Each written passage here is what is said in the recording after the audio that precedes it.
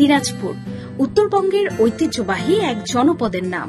রসালো লিচুর সুনাম যেমন আছে, তেমন আছে কান্তজিউ মন্দিরের মতো প্রত্নতাত্ত্বিক ব্যাপারও। সেই দিনাজপুরেই বিকেএসপি গড়ছে ক্রীড়া শিক্ষার ভিত। 3 ডিসিপ্লিনে চলছে কার্যক্রম। ঢাকার বাইরে দিনাজপুরেই প্রথম খোলা হয়েছিল বিকেএসপির উপশাখা। 2020 সালের যুব বিশ্বকাপ ক্রিকেটে চ্যাম্পিয়ন বাংলাদেশ দলে 9 জন বিকেএসপির নিয়মিত খেলোয়াড় ছিলেন। তাদের বিকেএসপি জীবনের সিংহভাগ সময় অতিবাহিত হয়েছে দিনাজপুর বিকেএসপিতে। দিনাজপুরে কেমন চলছে বিকেএসপির কার্যক্রম, কেমন সেখানকার ক্রীড়া সংস্কৃতি, বিকেএসপির এই তুলনামূলক প্রবীণ শাখা আপন লক্ষ্যে আগাচ্ছে কি ঠিকঠাক? ঢাকা কেন্দ্রে নেই ওরকম ভাবে, একই রকম ভাবে আমাদের কার্যক্রম ওখানে চলছে। দৈনিক যে কার্যক্রমগুলো চলছে ঠিক একইভাবে আমাদের ওখানে ফলো করা হয়, এটা কোনো ব্যত্যয় নেই। তবে ক্লাস 4 থেকে ক্লাস 10 পর্যন্ত ওখানে রয়েছে, অর্থাৎ এসএসসি পরীক্ষা দেওয়ার পরে ওই প্রশিক্ষণার্থী যারা রয়েছে তারা তাদের মেরিট অনুযায়ী ঢাকায় চলে আসে।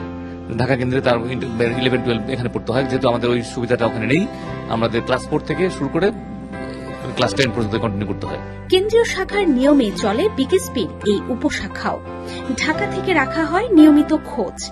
শিক্ষা কিংবা প্রশিক্ষণের মানেও করা হয় না কোনো কম্প্রোমাইজ। তখনই বলি যে হ্যাঁ, এই সমস্যা ফেস করছি বা এরকম করছি, মানে কর্তৃপক্ষ হিসেবে তারা সে বিষয়ে রেসপন্ড করেন সেভাবেই।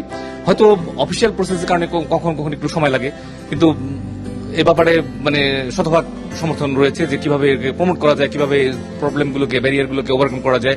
এ ব্যাপারে সাজেশন, তাছাড়া ইনস্ট্রাকশন সবসময় প্রদান করে থাকেন। আর সেই অনুযায়ী মানে উই ফলো দ্য ইনস্ট্রাকশন এবং সাজেশন যেগুলো রয়েছে টু এক্সিকিউট, মানে আমাদের যা মানে কাজটা রয়েছে সেটাকে বাস্তবায়ন করতে। বিকেএসপির মহাপরিচালকও নিয়মিত খোঁজ খবর রাখেন দিনাজপুরের। এই কেন্দ্র নিয়ে তার চিন্তাও সুদূর প্রসারী।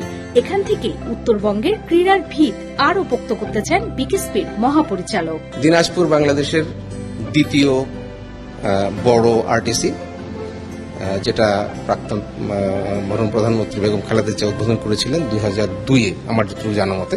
এবং দিনাজপুর যদি আমি সক্ষম করতে পারি ছেলে মেয়ে সবাইকে নিয়ে, তাহলে আশেপাশের যে বিভাগীয় জেলাগুলো আছে রংপুর বিভাগের সবগুলোর অনেক সুবিধা হবে ওখানে খেলোয়াড়দের যেতে।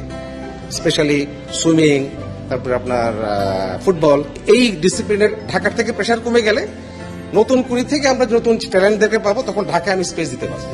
বিকেএসপি কোনো 100 মিটার স্প্রিন্ট নয়, বিকেএসপি এক দীর্ঘ পথের ম্যারাথন।